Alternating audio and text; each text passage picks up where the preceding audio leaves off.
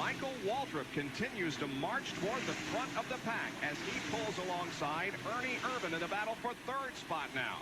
Well, Ernie Irvan backed off. I started to say he was going to run in on the left car of H.B. Bailey going into that turn.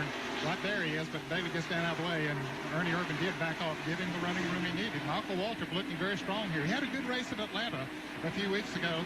Felt he had a good shot at winning that race, but he wound up in 5th place, so they come in here pumped up. Michael Waltrip began the race in 10th position and is knocking on the door for second. There's nothing that would please Michael more, because I know he wants to do a good job for his sponsor, Pennzoil. And he knows he's fortunate to have this company on the side of his car, and he wants desperately to do him a good job. And, of course, the Pennzoil team won the opening IndyCar race of the year at Australia and would like to register a victory in Winston Cup competition as we go to John Curtin for a report on pit road. Well, you recall how well Michael Waltrip ran yesterday until he dropped the cylinder. He's getting excellent tire wear on his Busch Grand National car. Ask him about his Winston Cup car. He said it's the same thing. The tires can run the fuel stop. So we will look for them to be one of the teams that would possibly try to stretch it, as Benny and Ed talked about at the opening of the show. You know, we saw Michael Waltrip that time go through the middle of the racetrack in 1 and 2 as he takes over second place on Jeff Bodine. But he was in the middle of the racetrack. Remember, oh, and here comes Bodine back. You see that happen so many times, although Bodine's going to back off and let him go. But when you go in and pass someone going into turn 3, you just slide right up that track a little bit, and it opens the door, and that fellow you pass just comes right back underneath you. Dale Earnhardt is a master at coming back underneath you when someone passes him. But Jeff backed off and let Michael go. So Michael Waltrip has moved to second position to Sterling Marlin in the number 22 Maxwell House Copy Ford, the leader of the Transouth 500 with 23 laps complete. We've been all green so far. There is the second place car, Michael Waltrip. Let's go to his pit and Dr. Punch. Appropriately, Bob, they're all smiles here in the Pennzoil pits. And Bill Engel, your car from 10th to 2nd in about 25 laps. But there's a reason for that. The car looks so strong coming off the corner. What did you do this morning? This morning, Jerry, yesterday afternoon in the last practice, the Pennzoil Pontiac, we were running pretty good, but we noticed that our times were going to slow down. We lost a lot of RPM with the engine, a lot, by 200 or 300 RPM. So we decided this morning to go ahead and put the gear back to it, because the pace would slow down enough today, and the gear would help us. And that's why you see him pulling up off the corner so much, is because of that low gear. Well, that's making a difference here in the Pennzoil pits. They qualified about with a 390 gear. They've got a 400 gear in it today to race, and certainly you see the difference when he jumps in that throttle, coming off 2 and out of 4. And it'll make a little difference in the gas mileage that we talked about at the top of the show, but certainly it does let him run faster. And it also, it's a calculated risk of whether or not the engine will stand the RPMs on those fresh tires. Now look at Michael Waltrip as he closes in on the leader, Sterling Marlin. He may be looking for the lead here, coming out of turn number 2 and down the backstretch. He got a good run off that turn. He should get him going into turn 3. Michael Waltrip passes Sterling Marlin and takes over the lead. Let's see if he can hold it to the line and get credit for leading the lap. That'll give him 5 extra bonus points. Here they come off the 4th corner, and Michael Waltrip does lead the lap. But look at this tremendous battle back here in 10th, 11th, and 12th. Here's Michael Waltrip and his progression to the front. At the end of 20 laps, he was 3rd. At the end of 40 laps, he had moved to 2nd. And on the 53rd lap, he is the leader of the race. And pulling away. Man, that car hooked up. He's running 33.73 seconds. That's about 2.5 seconds slower than he qualified. Now look, here's Michael Waltrip, who is the leader, coming up on Derek Cope, going into turn 2. Cope goes very high. Waltrip looks like he does touch him a little bit as Morgan Shepherd goes by on the inside. Very close call for Michael Waltrip in the Pennzoil Pontiac. They both keep under control and keep going. Puts Morgan Shepherd back in the lead lap. What happened is Michael Waltrip thought Colt knew he was there and was going to keep the car down, but when they went in the corner, Colt came up, and Michael was already committed to go in there hard on the outside of him and ran over the top of him. Talk about braking. He was doing serious braking. But Michael Waltrip holds on to the lead. Comes off turn 4. Look, just about to be lapped again is Harry Gant, who had that unfortunate incident a few laps ago.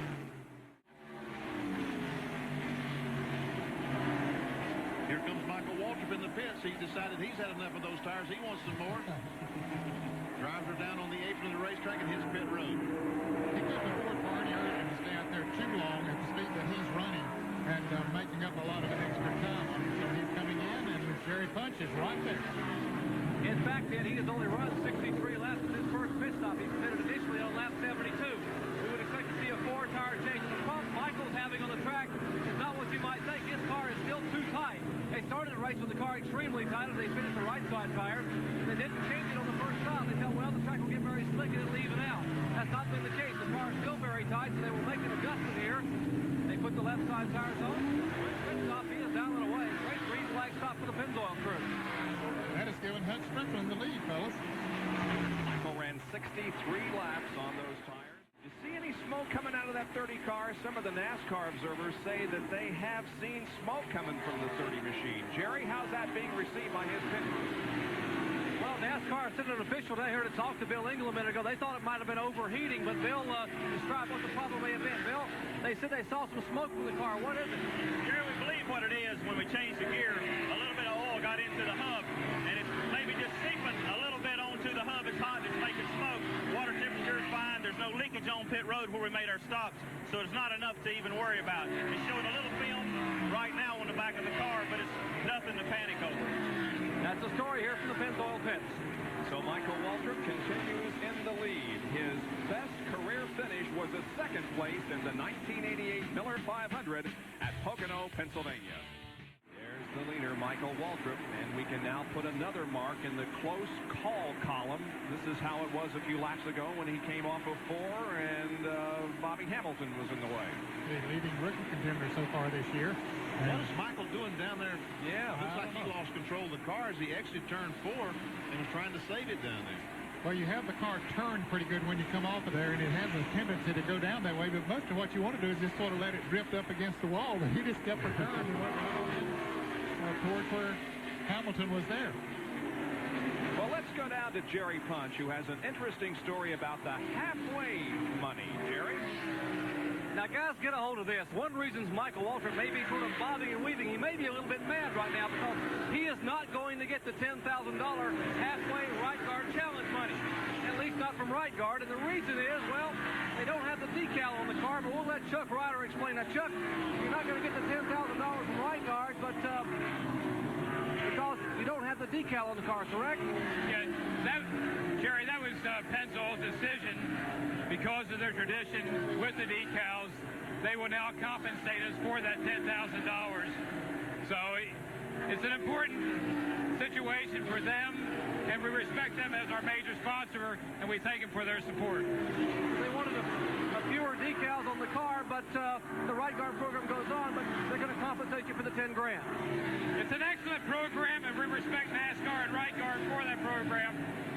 We just are sponsor for Pennzoil, and again, it's their decision. Well, a little bit of a different wrinkle here, but I guess the folks who call in now, Bob, still got to remember that it was Michael Waltrip who was leading at the halfway point. That's right, Jerry. It has no effect whatsoever on the fact that a car might be given away here in the next few laps. Well, that's exactly right, but it has an effect on who gets the $10,000.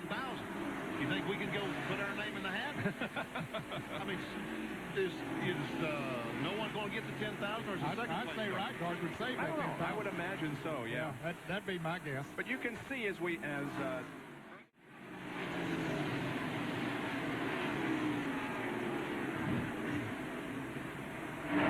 Here he comes. As usual, Mikey was ahead of us.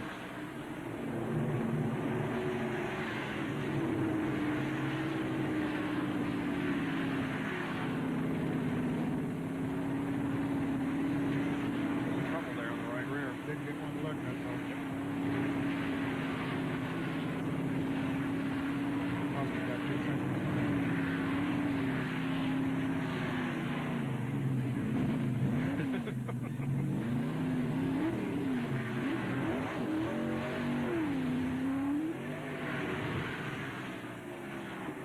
A 26-second pit stop for Michael Waltrip, 25.8 as he gets up speed and goes back out onto the racetrack. So Michael Waltrip has made his 3rd pit stop of the race. Let's go back and analyze this pit stop by Michael Waltrip. looks like a bag of ice that they're putting in with Michael Waltrip. He's dumping the ice out of the bag, probably on his feet or in his lap, trying to cool himself off because it's warmer today than it's been since last fall. And I'm sure these drivers are awfully hot because we haven't had a caution flag for, what, a couple hours now. You're right, yep. Now, notice the lack of decals on that car as we take a shot of it coming down the straightaway. Normally, there are a whole bunch of decals above the front tire on either side of the car, but that isn't the situation with the Pennzoil car. That's the reason why they will not be picking up the $10,000 from right guard. Here's another look at this incident from another angle. He was trying to go under Morgan Shepherd, and Morgan comes down because he wants to follow Michael Waltrip. He wants to try to get that lap back. What had happened there, when Michael Waltrip went under Morgan, Morgan slowed down, figuring that Michael was going to slide up into him. He slowed down, and Ernie were running there at full speed and were just about to run all over him and had to lock the brakes down. Dale Earnhardt.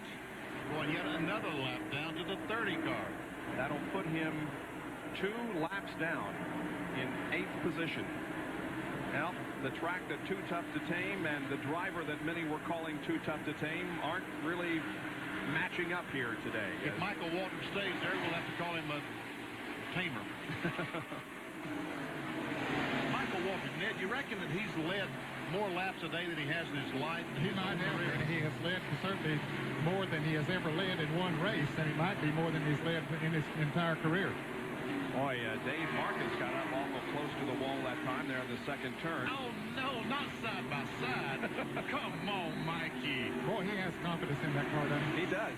Maybe that's why he's making these situations that get him into close calls. He knows the car is working so well.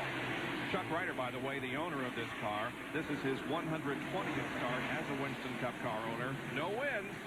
This could be the day.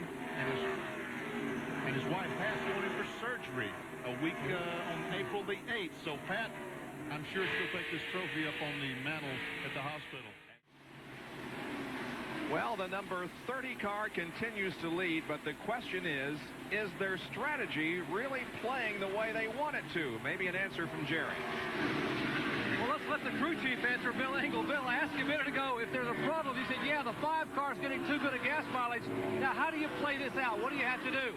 Well, right now, Jerry, he has to make one more stop. Pennzoil Pontiac, we've got to make 2. We're going to fall about 20 laps short. The only thing going for us is with only 4 cars on the lead lap, once we make our stop, after about 20 laps or so, if a caution was to come out, we can come in, pit, fall in right behind him, be 4th, and then be no problem. But as is right now, we got a problem. We're about 20 laps short of a win. Well, they're going to pray for a yellow flag so they make their next pit stop, and hopefully that yellow, which is the color of their car, will be a good omen for them to possibly get their first ever win for the Bahari Racing team. There you can see the laps that he has pitted on, 72, 135, and the most recent time at lap 203, and we're at 259 right now. I tell you what, Michael Waltrip is running the absolute classic line around the Darlington racetrack. Traffic is not bothering him because where his car is running best, there's no car there. Now watch him as he goes up on the 94 car. Now he may pass him on the inside since sometime later this afternoon, I'll show you that line he's running up in 3 and 4 on the top of the racetrack where there is no one, an angel's fear to tread up there. Now, fellas, he's only about 6, although he had a pit stop coming up here pretty short, he's only about 6 seconds away from lapping Ricky Rudd. Now, let's go back to what we said there a moment ago, that they're going to have to make that extra pit stop. Fellas, he can make a pit stop for gas and still be in the lead. Yep. Yeah, I was just thinking a little bit ago, he only 30-35 laps is all he's going to be short. 1 can of gas will do that. So I think you're right, Ned. I think he can stop, put in that tank of gas, and still retain the lead. Or be awfully close to retaining the lead. Now watch it. Watch Michael Waltrip as you can watch how high he is. Watch up there, Ned. Yeah. Most all the cars are running on the bottom where the Bobby Hillin automobile is running, but not Michael. He's up on top of the racetrack. Michael Waltrip is coming in for a pit stop, and it's pretty certain that that car is... It's out of gas. Almost, the car is stopped. It is out of gas. No. Michael, well, he got it fired again. Jerry Punch. They had no choice, guys. They had planned to make the pit stop when the caution came out, as you said a minute ago. They went... Remember, they cannot pass the pace cars. They hustle down pit road. They got to stay behind the pace car, but they had run just about to the length of the rubber band on this thing. They had to come in and get some fuel now. They did not want to see the caution flag initially, but now the crew said this may be a blessing in disguise somewhat. They aren't going to change tires. They're going to put fuel in the car. They're going to refuel the car. We back out. running on the lead lap, maybe be able to stay a little bit with Ricky Rudd and come in and get their final stop with fresh tires, and it just might give them a shot at winning it. Well, you're right. The strategy we had been talking about was that huge interval that he had built up over Rudd, but now that interval has been erased, and we thought maybe initially it would be a disadvantage, but I'm not so sure. There are the laps in which Ricky Rudd has made pit stops, and he now picks up the lead of the race. Well, what happened? Rudd made up almost a complete lap on Michael Waltrip because we had documented he was only, what, 5 or 6 seconds behind Rudd to lap him. When the caution flag comes out, the pace car picks up Michael Waltrip. Rudd goes all the way around the racetrack and makes up almost 30 seconds. Yep. Well, it does, but it did let Michael pit under caution for that gas that he was going to have to stop for. Now, he's going to have to run this set of tires a good bit longer than he would have wanted to, but he will have fresher tires at the end of the race than Rudd will. Now, what I want to know, Jerry Punch, down in pits, what you've got to find out is what kind of damage he's got to the right rear of that car, because they was working heavily on that right rear. He's made contact. How much damage does he have, Jerry? Does anybody know? Yeah.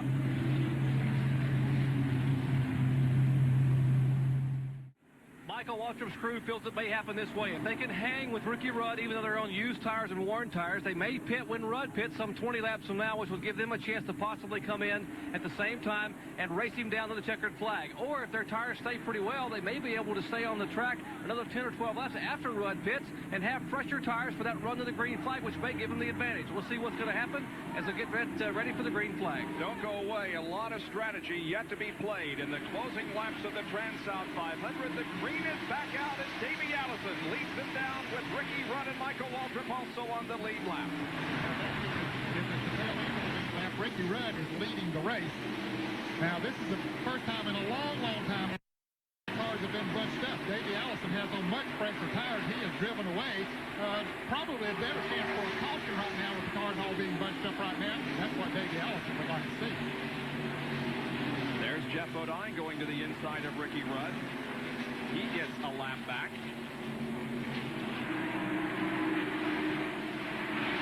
Curtis Marlowe on the inside of Michael Waltrip trying to get by him so he can go up to Rudd and get one of his laps back. Wow, he's on the inside of Rudd coming off the corner. And now Michael Waltrip is right up on and passing Ricky Rudd. Boy, where did he come from? He was several car lengths behind him. We said he couldn't run with him, and now he's past him. I think Benny hit it nail on the head. Yep. He got caught up in traffic, didn't want to take any chances, and then once he saw a little bit of an opening, he said, time to go. And that's what happened to Rudd. He got caught up in the traffic with Sterling and Jeff Bodine. He got caught out on the inside and just couldn't run through that corner as hard as he wanted to. Meanwhile, Davey Allison has absolutely driven away from him by 3.5 seconds or so. Oh, Michael just about got spun. Well,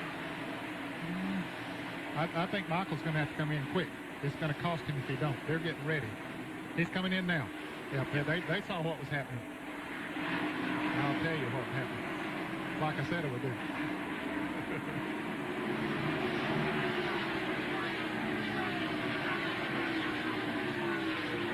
We welcome you back to Darlington International Raceway. Just 69 laps to go, and now the race strategy plays out. Our leader, Michael Waltrip, makes his final stop. Remember, he came in for fuel only in that final caution flag just a little bit ago. The last caution flag, and now the Pennzoil crew will have to hustle. We'll keep an eye on the other cars out there on the racetrack as Davey Allison and some of them. They got a problem with the air gun in the right front. The air gun is broken. They cannot get the right front tire. Rudd is in turn 3, coming down the straightaway. So Rudd unlaps himself as the Tide crew celebrates. They are watching now as the Pennzoil crew had an unbelievable misfortune. The air wrench in the right front is clogged. And now Ricky Rudd has already unlapped himself, and Michael Waltrip is going to have it. Ned, I could hear the frustration in the accelerator with Michael Waltrip. You heard that engine go, wow, wow, wow. That's telling the guy, please don't do this to me. That's too bad. The only thing that's going to help him now is the caution flag, is to get back up there where he can race with Rudd. Now, he needed to come in right then, fellas. He didn't need to stay out there another lap, because as we said, just before we went to commercial, we put the clocks on him, and he was running about 33 8/10 seconds a lap on those old tires. And Ricky Rudd was running about 32.75, a full second faster, so he couldn't afford to let Rudd stay out there on those new tires and pick up a second a lap on him, so he had to come in there, and unfortunately they had the problem with the air. Well, let's give you a report on Harold Holly, who was the injured crew member here in the Pennzoil pits. Michael Waltrip's last pit stop. Now, what Harold does, he's a tire carrier, and apparently his knee buckled a little bit. Let me just ask him, he's sitting here, seems to be okay. Harold, you've had ligament injury in the knee before, right? What happened? The first time I was changing tires for Alan Kulwicki, and I tore the cruciate ligament in the right side of my knee. This time I was coming back around the car, and I stepped on it. When I turned, it just popped out of place. So a pretty painful injury. They're going to get this thing packed in ice and get him to the hospital, get some x-rays, but it sounds like possibly a repeat of a ligament injury or separation, but fortunately it could have been a lot worse. Back upstairs. Tough business this is, being a member of a pit crew in Winston Cup competition. They do excellent work. They work hard. They try to get their driver in and out as quickly as possible, and they are susceptible to injury. With 47. Something's wrong with Mikey. Uh-oh. Michael Waltrip is off the pace. The car drops to the inside apron of the racetrack, and Michael Waltrip may be having some terminal problems here. Boy, this will be a shame because he has been unbelievable today here at Darlington. But the car is not up to speed. Let's maybe see if we can get an indication of what went wrong. He may have a flat tire. It might be just a simple flat tire because he went up almost off the wall and just backed off. Jerry Punch is coming there. into the pits right now. Yep. Michael Waltrip coming down pit road. Jerry Punch, what'd you learn? Well, that's what they're saying might be a problem. They think he may have a tire going down. That's why the car got awfully high and brushed the wall just a lap or so ago over there. So Michael will come in and get some fresh rubber. Boy, after dominating all afternoon, the kind of tough luck they have faced these last 30 laps with the air race breaking, you can hear the frustration as Michael jumps back in the throttle and peels down pit road. When this race goes into the records book, somebody's name other than Michael Waltrip will probably be shown as #1. But boy, we'll remember this as the day that Michael Waltrip almost won a race and was pretty much dominant for most of the event. Michael Waltrip makes an unscheduled pit stop and drops further in the serial scoring. Back at Darlington, and for what it's worth, Michael Waltrip is back on the lead lap. He was able to pass Ricky Rudd at the end of the front stretch a few minutes ago and get back on the lead lap. But they're getting the 10-lap signal now, Bob, and Michael Waltrip desperately needs a caution if he would have any shot at Davey Allison and Ricky Rudd.